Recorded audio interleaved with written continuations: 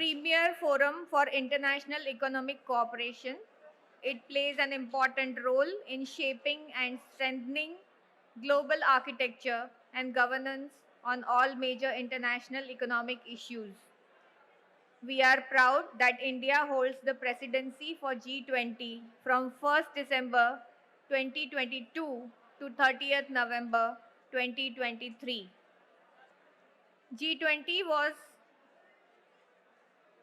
initiated in the year 1999 after the Asian financial crisis as a forum for the finance ministers and central bank governors to discuss global economic and financial issues. In the year 2008, G20 was upgraded to the level of heads of state government in the wake of the global economic and financial crisis which we had experienced in 2007, and in 2009 it was designated the premier forum for international economic cooperation. The G20 summit is held annually under the leadership of rotating presidency, and it initially focused largely on broad macroeconomic issues, but it has since expanded its agenda to inter alia, including trade, sustainable development, health, agriculture, energy, environment, climate change, and anti-corruption. So may I request the speakers of the first session to kindly come up on the dais. Can I request Dr. Bablu Prasad, a faculty at Department of Environment Studies, Faculty of Science, the Maharaja Sayajirao University of Baroda, to kindly take over for the first technical session.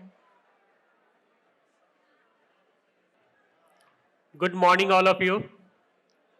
I would request all of you to please remain seated and maintain the silence, please.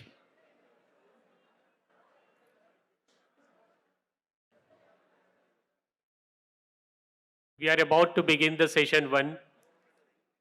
I, Dr. Bablu Prasad, Assistant Professor at Department of Environmental Studies, welcome you all to the Youth 20 India Summit 2023, an international conference on climate change and disaster risk reduction, a making sustainability way of a life.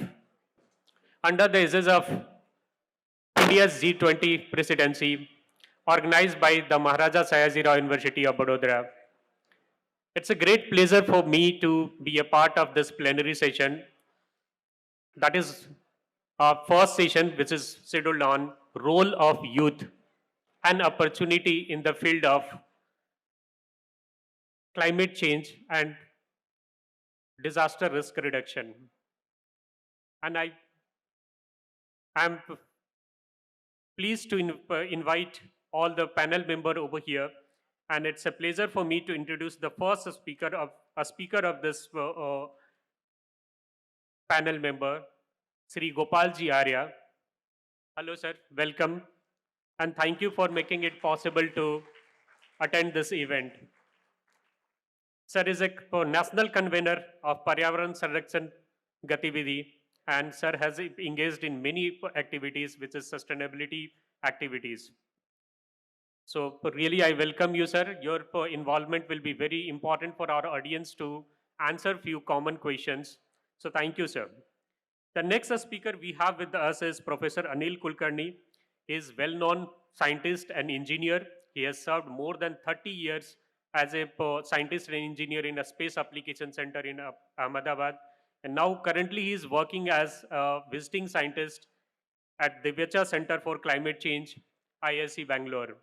So his expertise in the field of remote sensing and modeling to understand that impact of the climate change and future prediction is very crucial for us to understand how to proceed further. So welcome you, sir.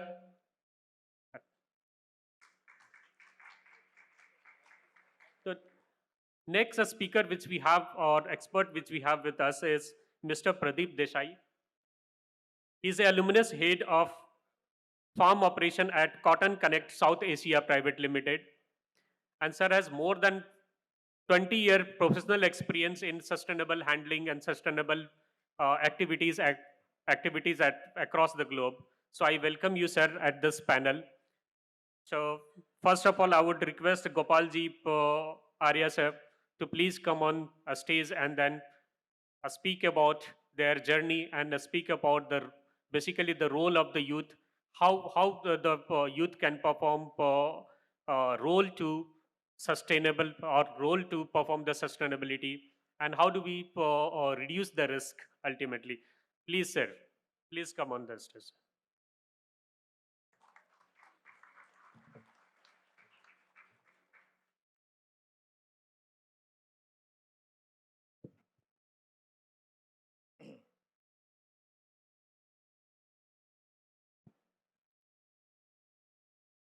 सम्मानित मंच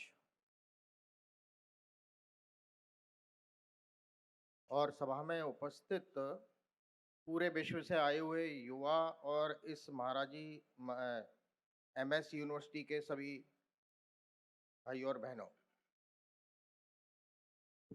मुझे लगता है कि मैं एक बार भारत माता की जब बुलवाता हूँ वहीं से मेरे विषय की शुरुआत होगी, इसलिए तो सभी जरा अच्छे से बोलेंगे, भारत माता की। मजा नहीं आया, थोड़ा सा अच्छे से बोलिए, भारत माता की।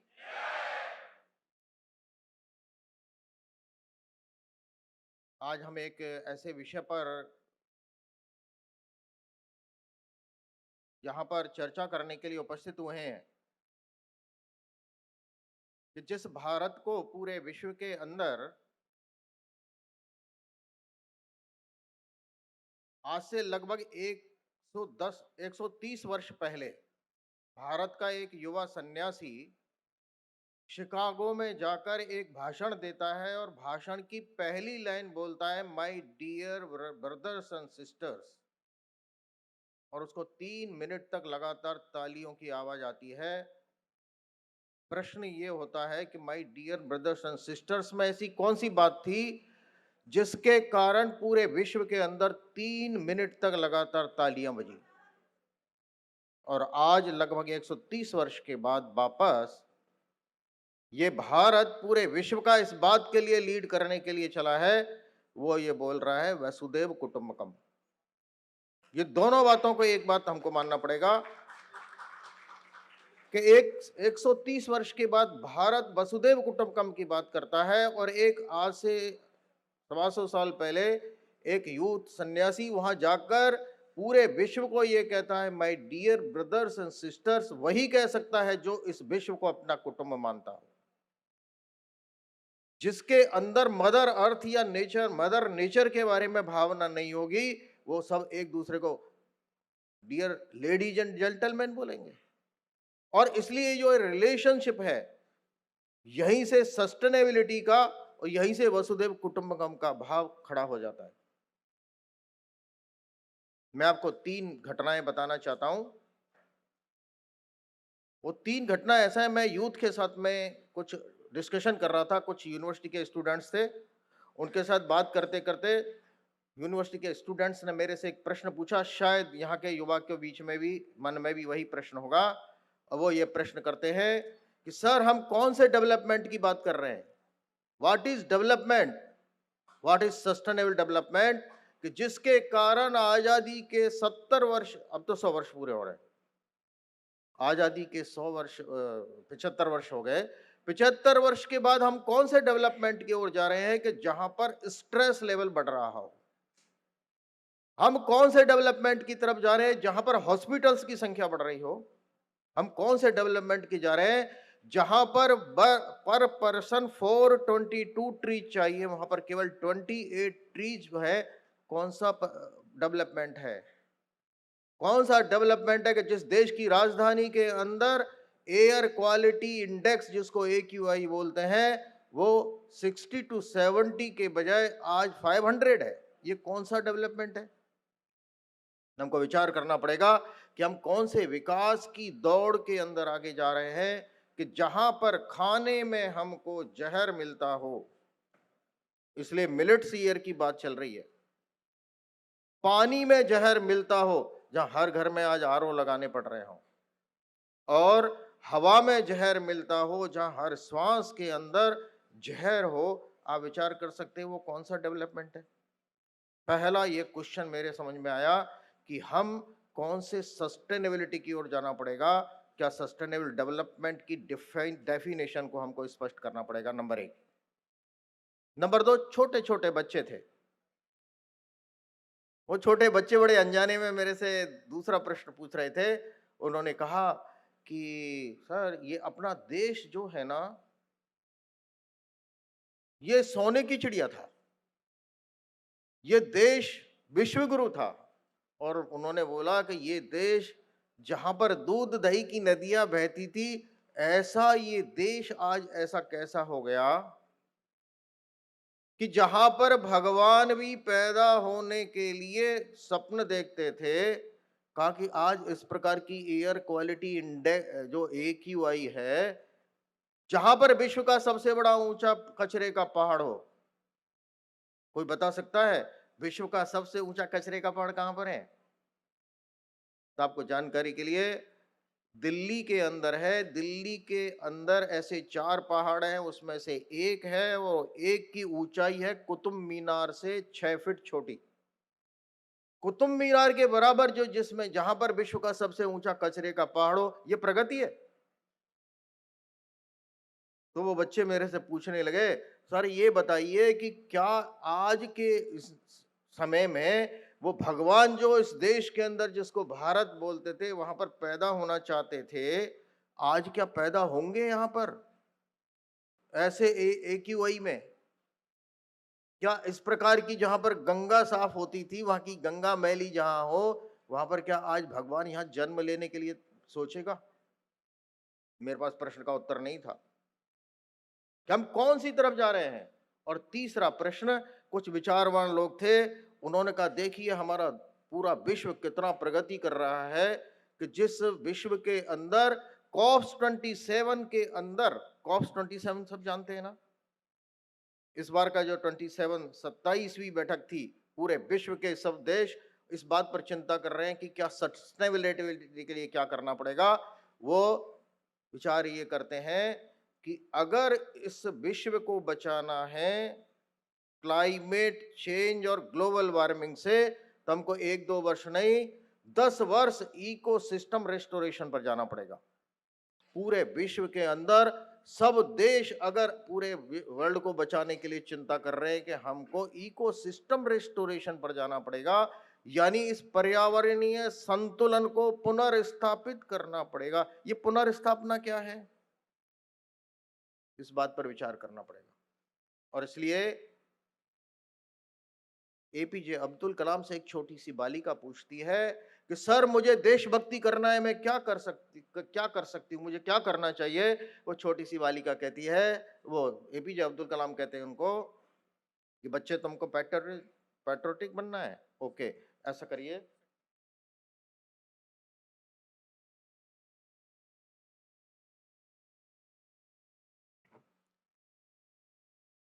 उनको लगा मेरे भाषण से शायद लंबा हो जाएगा, लेकिन मैं उसको शॉर्ट करता हूं क्योंकि मुझे 10 मिनट बताया था, मैं अभी पूरा करता हूं। तो APJ अब्दुल कलाम कहते हैं कि बेटे अगर देशभक्ति करना है तो एक पेड़ लगाओ। क्या एक पेड़ लगाना देशभक्ति है? यहां से विचार शुरू होता है कि पेड़ लगाना यदि देशभक्ति है तो नेचर को बचाना अपने फ्यूचर को बचाने के बराबर होता है। और इसलिए इसमें विचार करने की आवश्यकता है कि जो वर्तमान में जो जिसको बताया रिस्क डिजास्टर क्या है, वो डिजास्टर ये है कि आज के क्लाइमेट चेंज के कारण जो होने वाली चीजें हमको पता चल रहा है, लैंडस्लाइड हो रही है, साइक्लोन आ रहे हैं, बाढ़ आ रही है, टेम्परेचर वेरिएशन इतना हो रहा है, ऐसे उसके कारण एग्रीकल्चर पर फर्क पड़ रहा है, पानी नहीं मिल रहा है, क्वालिटी एग्रीकल्चर हमको खाने को नहीं मिलने वाला। ऐसे जब हम डिजास्टर की बात करते हैं तो प्रश्न ये आता है कि इसमें हम युवाओं का क्या रोल है कि जिसके कारण हम इसके समाधान पर जा सकते हैं। वो समाधान की कुछ बातें बताकर मेरी बात पूरी करूंगा, क्योंकि हमको उस एक्शन पर जाना पड़ेगा। पर गिनती तो बहुत हो सकती है, लेकिन उसमें मैं एक्शन पर जाता हूं कि हमारे आज के यूथ का रोल क्या होगा। तो 4 रोल होने चाहिए मेरे हिसाब से। पहला, आज के यूथ को इको लीडर बनना पड़ेगा, पर्यावरण प्रहरी बनकर काम करना पड़ेगा। और इसलिए हमारा यूथ क्या कर सकता है, तो उसको पर्यावरण के बारे में जन जन को जागृत करना पड़ेगा, उसको बोलेंगे पब्लिक अवेयरनेस। दूसरा, हमको चेंज मेकर बनना पड़ेगा। चेंज मेकर समाज में, कम्युनिटी में हमको एक अभियान करना पड़ेगा, उसको बोलेंगे हम पब्लिक अभियान। और इसलिए हमको उसको बोलना पड़ेगा पब्लिक अवेयरनेस, पब्लिक पार्टिसिपेशन करना पड़ेगा, इनोवेटर बनना पड़ेगा, कम्युनिकेटर बनना पड़ेगा, एक अच्छा कम्युनिकेटर और एक अच्छा वॉलंटियर बनना पड़ेगा। ऐसे हम 5 चीजें यूथ को लाना पड़ेगा। और वो करने के लिए एक्शन क्या है, तो 4 प्रकार के लेवल पर हमको कार्य करना पड़ेगा। पहले मैं और मेरे बिहेवियर, इसलिए हमको अपना एटीट्यूड बदलना पड़ेगा। नेचर के प्रति हमको एम्पैथेटिक होना पड़ेगा, संवेदनशील होना पड़ेगा, और हमारी लाइफ स्टाइल को बदलना पड़ेगा। ऐसी 3 बातों को लेकर हमको पर्सनल, प्रोफेशनल और पब्लिक लेवल पर काम करना पड़ेगा। और उसके अंदर जो पर्सनल लेवल पर अपनी लाइफ स्टाइल के लिए बात करनी है, उसकी बात बताकर मेरी बात पूरी करता हूं कि हमको क्या एक्शन लेने चाहिए और उसका क्या इम्पैक्ट होगा। पहली बात, क्या हम एक बूंद बचा सकते हैं क्या पानी की? एक बूंद की कीमत क्या होती है हमको पता है। अगर एक बूंद लगातार गिरती है तो एक बूंद का मतलब 11,000 लीटर एक साल में होता है, और 11,000 लीटर ड्रिंकिंग वाटर का मतलब होता है 2,20,000 रुपए का पानी। और अगर एक घर में भी होता है तो पूरे देश में 35 करोड़ घर हैं। आप मल्टीप्लाइड करिए तो 35,000 करोड़ लीटर पानी हम प्रति वर्ष बहा देते हैं। क्या हम अपने घर का एक बूंद पानी बचा सकते हैं क्या? ये एक्शन है, इसमें कोई पैसा खर्च नहीं होगा, इसमें कोई हमको घर के बाहर नहीं जाना पड़ेगा, इसके अंदर हमको टाइम भी खर्च नहीं करना पड़ेगा। केवल हमको अपने मन के अंदर ये संवेदनशीलता बढ़ानी पड़ेगी। और इसलिए क्या हम एक बूंद के बारे में विचार कर सकते हैं कि मेरे घर का कोई भी नल, मेरे घर का कोई भी लीकेज में नहीं होगा, तो हम बहुत बड़ा एक इसके अंदर कर सकते हैं। दूसरा, क्या हम एक यूनिट बिजली बचा सकते हैं क्या? बिजली का मतलब एनर्जी, फॉसिल फ्यूल की अभी बात आई थी। एक यूनिट बिजली इस यूथ के लिए है, जिस यूथ को हम कह सकते हैं इस देश में 35 करोड़ यूथ हैं। और अगर 35 करोड़ यूथ साल में एक यूनिट बिजली भी बचाता है, तो आपकी जानकारी के लिए 35 करोड़ बिजली, यूनिट बिजली का मतलब 35 करोड़ बिजली का मतलब होता है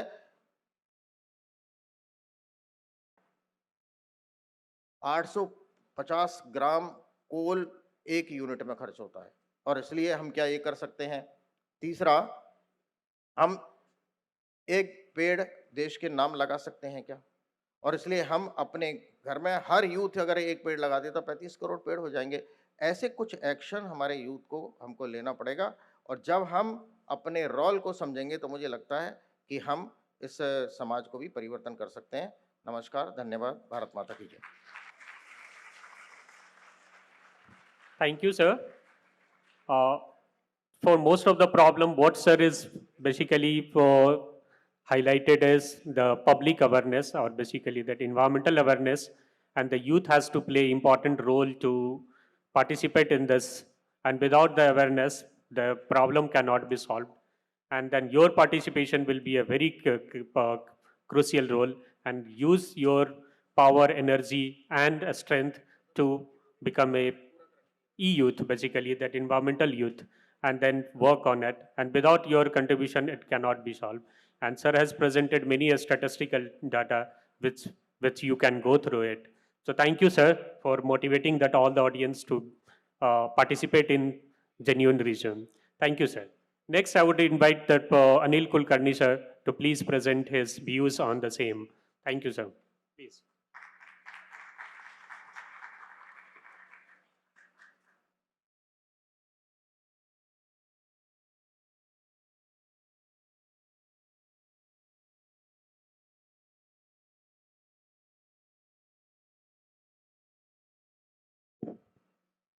Good morning to all of you and honorable dignitaries on the dais and wonderful young audience.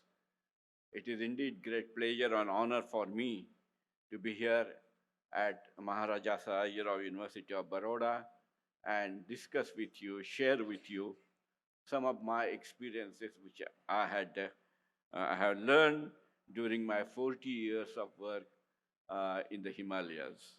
So what I shall share with you today is about climate change and disaster risk reduction, particularly in Himalayas, and what kind of research opportunities are there for the youth. Remember one thing, Himalaya is one of the ruggedest mountain on the earth, and therefore youth has to play a key role in managing resources into the mountain. So, can it go up?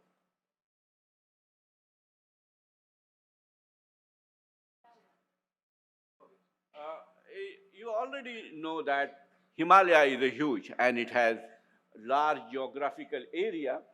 And during winter time, Himalaya is covered by seasonal snow and it melts during the summer and significantly providing water to the numerous rivers which is originated into the Himalayas such as Indus, Ganga and Brahmaputra. But it is not a one mountain. That means there are series of mountains in there.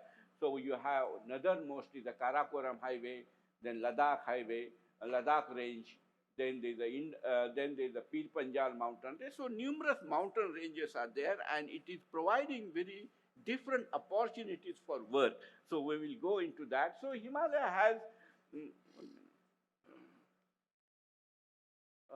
has a large geography. We are extremely fortunate because we have large geographical area covered by seasonal snow as well as covered by glacier, and approximately we have 3,000 gigaton of ice stored into the Himalaya.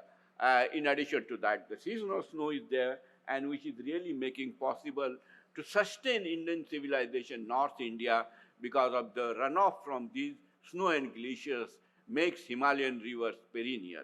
Um, so if you look into the climate change point of view, Himalayan region is experiencing much higher climate change than the global mean. If the global climate change is 1 degree Celsius, it means in Himalaya is 1.5 degrees Celsius. That means the glaciers are responding much more faster than we thought. So there is a significant retreat into the Himalayan glaciers are taking place, and as glaciers start retreating, they vacate the land, and as they vacate the land, that land is sometimes, depending upon depression, is occupied by water, and the lakes are formed, and these lakes, here you can see that lakes get originated, so the large number of lakes are being formed into the mountains, and they can burst, because this is one of the lake in Nepal. There are numerous such lakes in Bhutan, in Sikkim, and numerous other part of region. They can burst and create a flash flood. There could be numerous reasons why they can burst and create a disaster for the mountain terrain. That there could be landslide, there could be avalanches, there could be melting, and so numerous reasons can lead it to the disaster, but there's a scope for us to work on it and reduce the reduction. So this is where youth has a key role to play, that go into the mountains, try to find out solution for these regions. So this is one example I have given. You can have an engineering intervention there. You can have a numerous siphoning system to reduce the water, but it is not the only solution. There could be n number of solutions for this problem, and youth has to take this issue. And remember, it is not about one glacier or two glaciers. Even in Indus basins are going to have thousands and thousands of such lakes, and which could be a potential risk for the people living into the mountain. So the huge amount of scope for you to do the research into the mountain, and young people should grab those opportunities for doing research.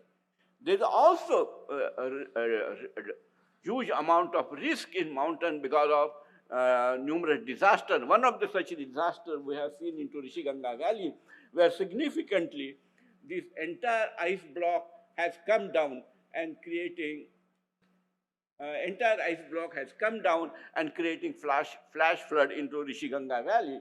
So there is a scope for you to do the investigation and understand where such new flash flood likely to happen. This is a small location, you can say, in Rishiganga flood, and entire this ice block has fallen down, creating a major disaster, and hundreds of people lost their life, and millions of rupees property is lost because of that. And then there is a huge risk related to avalanches. So there is a large number of risks are there, and this is avalanche risk into the Niti Valley, you can see. And then there is one of the major disaster in Uttarakhand we face is Kedarnath disaster. So that is possible because of the atmospheric condition where large amount of rainfall taken place into the mountains, and then entire Kedarnath Valley was really affected because of that. But that is happened because of the wherever the land is vacated by glacier, which is called the moraine, so there is a potential site to form the lake. So this is the point where landslide has taken place and created a huge lake behind it, making it, and that lake was broken, creating a flash flood into the Kedarnath. So there is an ample opportunity for you to look into the research and carry out this investigation. So with these words, we will take a lot of questions later on, if whatever questions you are having. So with this stage, I would like to stop here and say that Himalaya provides you ample opportunity to do the research so that life of people who are living into the mountains can be safe and secure. With these words, I would like to thank for.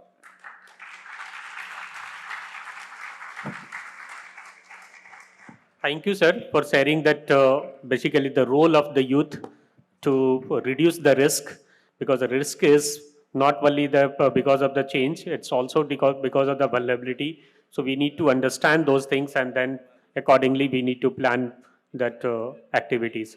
So the role, again, the sir has explained that how we can perform, and then sir has explained many research objective also to the young researcher. So thank you, sir. Next, I would invite Mr. Pradeep Desai to put up the views on the same.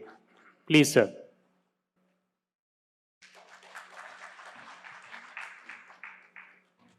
Thank you. Distinguished guests, youth participants, and the faculty members.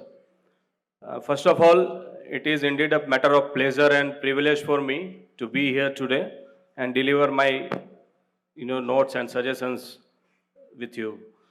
So, thanks to Faculty of Journalism and Communication, Niti ma'am, and the teachers who have shaped my life, who have contributed a lot in shaping my career. Thanks a lot. So, I'll share my views. I will be speaking on perspective of farmers and sharing the real examples of grassroots work what we are doing. So myself, Hardeep Desai, and I am working with Cotton Connect as head of farm operations. I am heading the farm operations of Cotton Connect and supporting Cotton Connect's program in India and other countries like Pakistan, Bangladesh, Turkey, and there are other countries. So we are an innovative social enterprise. We were founded in 2009, founded by C&A, which is the world's leading fashion apparel, textile exchange, and Shell Foundation, the petroleum giant Shell. They are having their foundation as Shell Foundation. So we work with the smallholder farmers. We work with all the stakeholders of cotton supply chain, starting from farmers to ginners to spinners to brands and retailers. So we are working with more than 20 fashion brands and apparels worldwide. And we work through a network of local partners who deliver the program at the grassroots level in support of Cotton Connect. And we work in multi-countries. We are also having a not-for-profit entity which is known as Cotton Connect Farmer Community Foundation. So if you want to know more about Cotton Connect, just go through www.cottonconnect.org. So, when we talk about sustainability in terms of agriculture or sustainable agriculture, then there are various ways, various innovations we can do, various steps we can take to ensure sustainability at the grassroots level to support the farming community and create the climate smart or climate resilient farming community. So I will put those steps in 4 ways. So first, create awareness. Create awareness. The second is collaborate. The third is implement. And the fourth one would be share and replicate. So if we talk about awareness, so the first thing is to create awareness on sustainability, create awareness on sustainable agriculture among the farming communities or in general as a community. So how best we can create awareness on sustainability or maybe climate smart agriculture or climate related issues. So we have observed that the farmers, they will not understand the nitty gritty or jargons like climate change. We'll have to divide the message in a small step, small pieces and easy to understand and adopt for them. So for that, we can have various sustainable agriculture programs, cross-country programs. We can have collaborations, of course. G20 is a great platform. Y20 again is a great platform. So we can have those type of collaborations wherein we can have the specific interventions and innovations related to sustainable agriculture and sustainability by evolving the KPI based interventions. The other thing is collaborations. So we'll have to collaborate with the government, we'll have to collaborate with the various forums, with various CSR foundations, and also community organizations and research institutions. So if we collaborate, then one thing is very big, one thing will be there that we'll have to have a common agenda with timeline that we would like to achieve this steps within the time frame. So that KPIs give us a time, the proper time bound program should be implemented at the grassroots level. Also, the third phase is implement. So implement lots of pilots. Pilots, why we are more focusing on pilots? Because there is no shortcut. There is no book cut solution for this type of challenges or problems. So if we go with region specific pilots, then that will be really helpful for us. Like pilot involving science and technology, artificial intelligence, or maybe the farm equipments related technology, drip irrigation, micro irrigation. So lots of things are there. Even microfinance, pilots on microfinance, and also pilots related to gender. While we implement the program at the grassroots level, we must not forget the importance of gender inclusion. So that we should keep in mind while implement the program. Also, if we talk about Cotton Connect, then what we do that we collaborate with the local partners, we implement the farm programs at the grassroots level. We tell the farmers that the piece of land would remain same.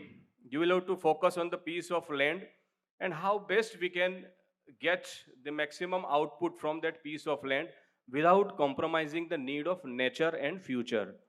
So that's the crux of sustainability. We'll have to gain, we'll have to grow, but without compromising the nature, without compromising the need of community, need of future generation. So we can say the development should not be at the cost of the social, environmental, and economical perspective.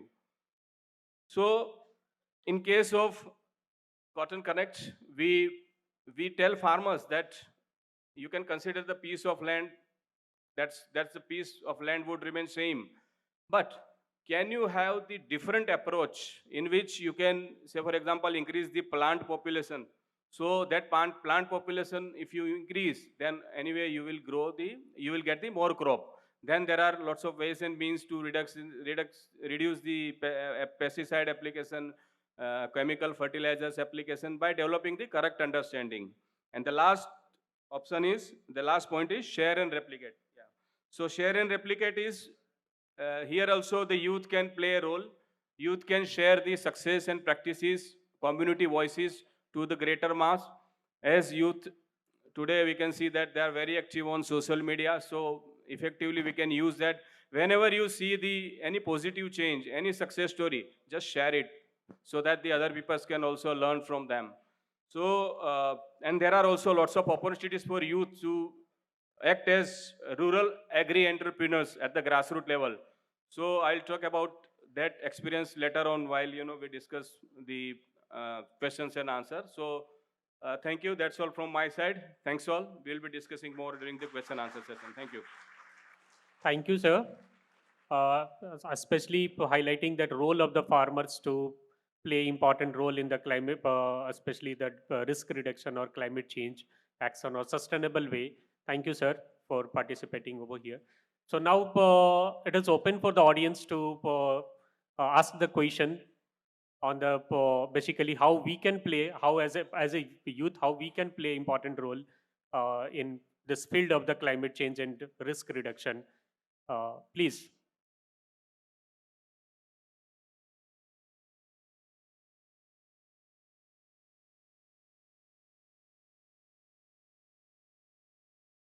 Hello. Hello. Hello. Sir, am I audible? Yes. Yeah. Okay. My name is Soham Ahuja. I'm from the Faculty of Social Work. My question is for Mr. Hardeep Desai. Sir, recently, in the few months and in the past few years, we saw an economic crisis going on in Sri Lanka. And one of the reasons stated for that was that the country's decision to totally switch to organic farming. So on one side, we talk about sustainable practices, but we cannot deny the kind of yield that we get from the artificial fertilizers and the other things. How do you think we can strike a balance in the future so that the country can also have a stable economic growth as well as a sustainable environment condition in terms of organic farming? Yeah, I think for organic farming, the first thing is we'll have to focus on, one thing, trust. Trust in the, in the minds of customers who are investing in the project, and the trust in the minds of customers who are using the end products. So if the products is genuine, if the products, the organic products give traceability, end-to-end traceability from where it is coming, then obviously the consumer will also pay for that. The investor would also be happy to invest in. That is one thing. The challenge we have observed in organic, we also implement organic cotton programs. So we observed that it requires organic plus model actually. So if in the initial years there will be some decrease in the yield, but that gap you can bridge with the other initiative or other steps, like providing them support in terms of microfinance, helping them in growing intercrop or multi-cropping, so that through intercrops they can also have additional incomes. And also the other help, like forming of farmer producer companies that can leverage the marketing of the other produces, products produces by the farmers.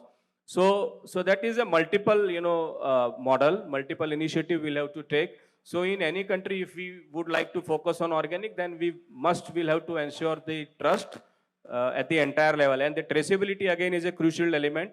So nowadays techniques are there in which we do the radioisotope mapping that can that can give you the origin of the product, from where the product is coming. So that type of radioisotope mapping would also help. And we do have our trace bell, which are owned by Cotton Connect. So we give end-to-end traceability, on a barcode system. So if you scan that product, you will get the entire history of the product. So in short, for organic, we'll have to have the model in which where we can support farmers by giving additional prices, or by giving premium, or by giving extra mile support in terms of microfinance, health, or maybe water and sanitation, or social premiums, or maybe institutional building. So that model will have to evolve. Yeah. Next question, please. Thank you, sir, for addressing this question. Am I audible, please? Yes, you are audible. Okay. I'm Abubakar Estoué from Sierra Leone. Um, of course, all of us knew that this planet, Earth, Mama Earth, is the only place that accepts life, where life exists. And climate change is a war against nature. We are fighting the earth as a human. So if we fight the earth is going to fight back. Yes. So in that way, what suggestion do you have, sir, in relation to industry? Now we are industrial age and digital age. Most of those products that we are making during the process, because of industrialization, we realize that we have the process, there is a pollution that is polluting the earth. So what suggestion will you bring to industries on how to remedy this? What is the suggestion towards the farming? Do you know without food we cannot survive? And we need food. And during the process of producing these foods, we need natures. We do destructions that affect our lives. What suggestion will you use to the farmers towards human being as a human, especially with the youth of tomorrow? We are the future leaders of tomorrow. And also, how will you think the world will be if we continue to destroy the nation? Or based on those products that we are using, after using them, we throw it away. The effect on them, what advice will you give to us as a youth and Right. how we should take care of it? Thank you very much. Okay. So, sir, I would request that to address this question, the food security. Yes, sir. Because you are working in the field of the farmers, so So I'll put it in three ways. First is, suggestions for industry, what you have asked for. So for industries, I think most of the industries, if you talk about the, abroad market, then they are, very much towards the ethical supply chain. They have also taken the steps related to sustainability, and they are supporting farmers in or the supply chain partners in one or other way. So that is there. Even if you talk about the recent rules and regulation of European market, then you will come to know about the recent sustainability claims, rules related to sustainability claims. So there is an awareness, there is a sensitivity towards the ethical supply chain, there is sustainability towards corporate social responsibility. So business is trying at their own way. So I would put it that way. The other thing is regarding the farmers. We know that the agriculture is one of the contributor to the the climate change problems, as well as one of the possible solution provider. So the farmers, if we train and inculcate vision among the farmers about the how the farmers are correlated to the they are contributing to the climate change issues, then they will come to know that okay, there is a role for them, and we will have to train them, mobilize them in particular directions so that they can act, take easy steps. Like I can give one small example. See, if we see to larger picture or big target, then it would be difficult. But in order to understand the farmer psychology, we have just started a program which is known as One Farmer, One Tree campaign. okay. So each farmer will have to Yes. just plant one tree. Thank you, sir. And conserve. Yes, Yeah. sir. Thank you, sir. We'll take some few more questions over here. So please stick to 30 seconds only. The question for yes. Hello. Yes. Good morning. I am Biramba from the Faculty of Science under the Department of Geography. Well, the professor talked about the Himalaya. And then the Himalaya, we all know climate change is a global issue, and then it has been a global problem. Still, we are posing, but we are yet to combat the problem. Now, looking at India, around the Himalaya, around the Crocus Range, now people living around the Himalaya, living in those life, that conditions, what is the Indian government doing, or what measures are they taking to make sure save those people in any recipe of disaster in the nearby future that may occur? Okay, sir. Thank you very much. It is indeed a very difficult question to answer because climate change is changing Himalayan cryosphere, and there is the effect of that on the people living into those regions. So government of India in collaboration with the state government has different ways to mitigate some of the issues which has caused because of the climate change.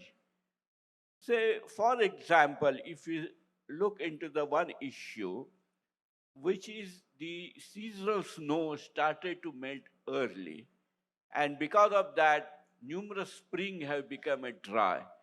So there is a major program on rejuvenation of spring into the Himalayas so that spring can be rejuvenated. There's another problem is the glaciers are melting and there is no availability of water for the villages. So there is the idea of artificial glaciers or some ice stupa construction. So government of India has spent significant amount of money to create the ice stupas so that water is available to people during the rain period. I can go on and on, but looking at the time, I will stop here. Sir, I would request the Gopalji, Arya sir, to say, do we have that any awareness program as such to control these activities?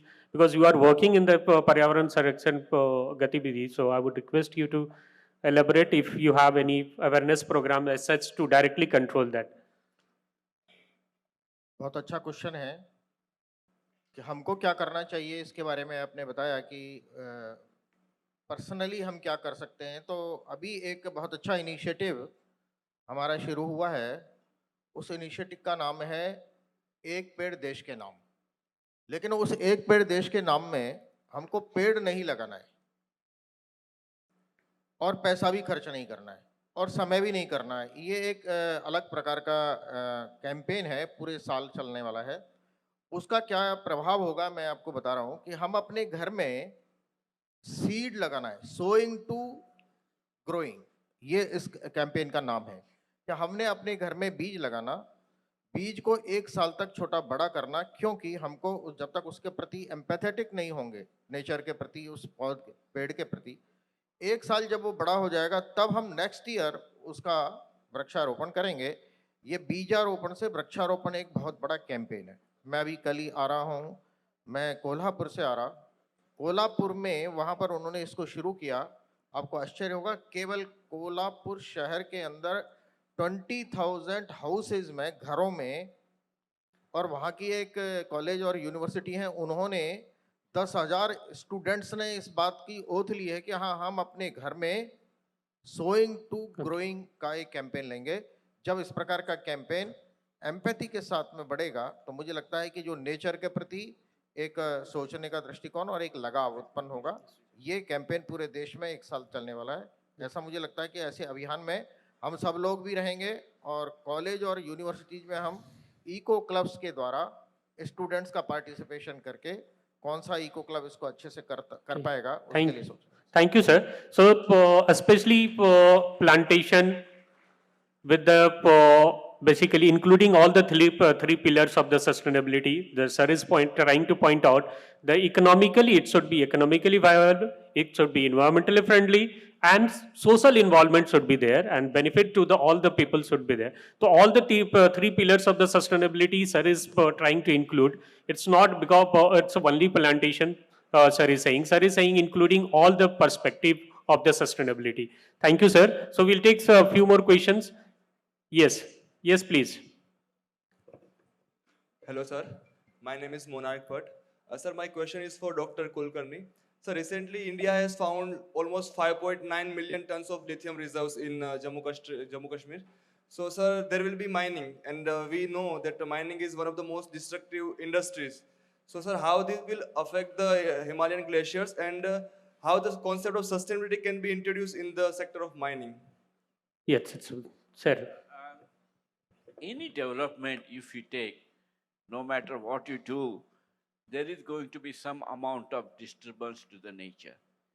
And that is how the climate change issue started, because after the industrial revolution, you have enormous amount of dumping of carbon dioxide into the atmosphere, leading to the climate change. So how sustainable it is? So if we are going to do the lithium mining, then how much energy we can we need to produce that lithium and how much benefit societies will take because of converting that lithium into the battery. Then when you transport that battery to highly polluted city like Delhi, Bangalore, or Ahmedabad. So how much benefit it brings to the community needs to be studied and worked out. So I'm sure as of now, this brings a overall reduction into the emission of carbon dioxide into the atmosphere. So it will be beneficial for society in a totalistic view. If you look into the local reason, it is quite possible that there might be some disturbances, but nation as a whole will be definitely benefited because of this. Okay. So we have many questions over here that cannot be addressed at this platform. So I would request you to join during the lunch and then you can have that discussion. Okay, okay, we can have that one more question. I would request you to ask within 30 seconds. Don't take much time. Good afternoon, Hello. sir. This is Pooja Bagmar from South. As sir, I have a question. I'm an urban planner. COP27 addressed on 1.5 degrees Celsius of temperature to be not risen. So at the same time, can we do economical growth by keeping a mind in environmental growth too? Both can go to hand in hand, and what you address for a youth to take a decision on. Thank you. Kulkarni sir, if you can address this question.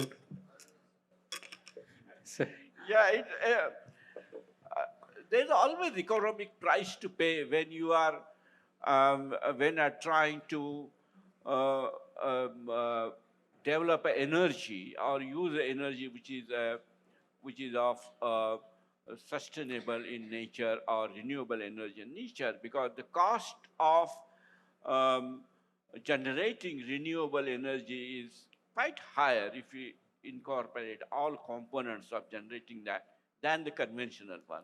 Easiest way and cheapest way is always coal, but we know that we have placed a heavy price for utilization of coal, so we need to move. That means society has to, if it has to become more sustainable over a period of time, we have to choose the option which is expensive to us, and it is going to affect the development. It is no doubt about that. But how much compromise we can do as a society for long-term benefit, some sacrifices in the short term is necessary for the generation. If we don't do it, next generation will be much bigger sufferer. We didn't realize, our ancestors, our past didn't realize what they are doing. So there's a give and take. It is going to happen. And this is for a societies to make those compromises. And I think it is worth compromising for little bit for present, so that future can be bright for our next generation. Thank you, sir. Due to time constraint, sorry, we will not be able to take further questions. So definitely your questions will be addressed during that lunch session. So please, you can ask the questions. All the expert members will be available during the lunch also.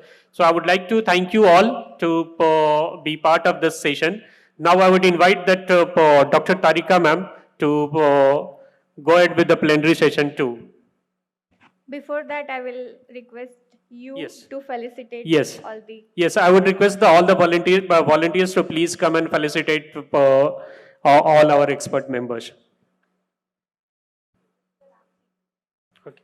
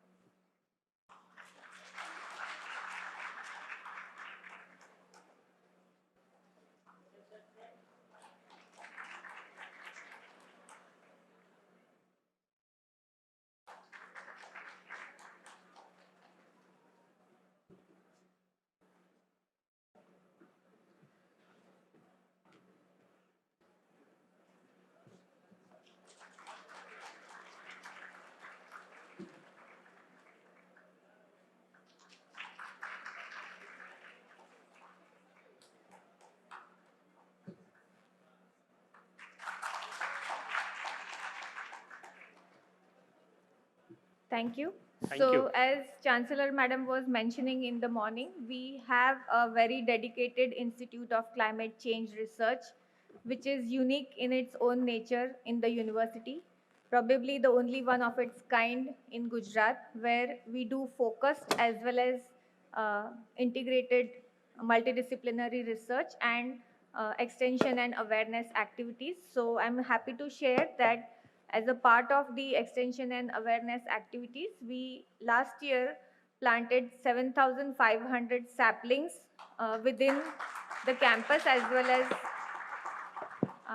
around in and around Vadodara as a part of Azadi Ka Amrit Mahotsav.